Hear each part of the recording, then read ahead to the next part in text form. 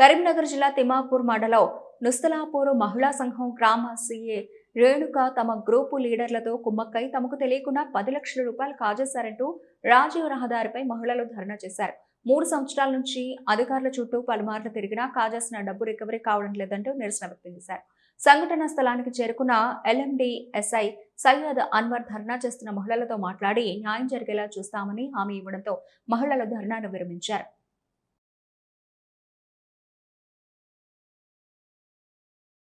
సభ్యులము మా group leader సముద్రాల సుమ మరియు CR వెనుక ఇద్దరు మాకు తెలియకుండా 3 సంవత్సరాల క్రితం 10 లక్షల రూపాయలు స్కామ్ చేశారు. వాళ్ళని రికవరీ కోసం ఎన్నిసార్లు అడిగినా అమౌంట్ రికవరీ చేయడం లేదు.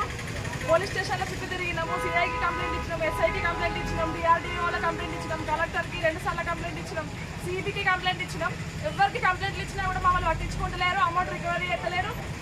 బాధ్యులైన పైన వాళ్ళపైన చట్టపరమైన చర్యలు తీసుకుంటలేరు. సో అందుకే మేము ఈరోజు శాంతియుతంగా ధర్నా చేసినాము. తీసుకుంటలేరు తెలియదు. మా దగ్గర అప్లికేషన్స్ కూడా ఉన్నాయి, అందరికి ఎవరెవరికి మేము అప్లికేషన్ ఇచ్చినామో అందరు అప్లికేషన్స్ ఉన్నాయి, కానీ ఎవరు పట్టించుకుంటలేరు, అమౌంట్ రికవరీ చేస్తలేరు, వాళ్ళ మీద చర్యలు కూడా తీసుకుంటలేరు. ఇది మా గ్రూప్లోనే కాదు, మా నుస్తలాపూర్ విలేజ్లో దగ్గర 50 లక్షల నుంచి కోటి రూపాయల స్కామ్ జరిగింది, కానీ ఎవరు బయట పడతలేరు. మేము కంప్లైంట్ ఇచ్చినా కూడా చర్యలు తీసుకుంటలేరు.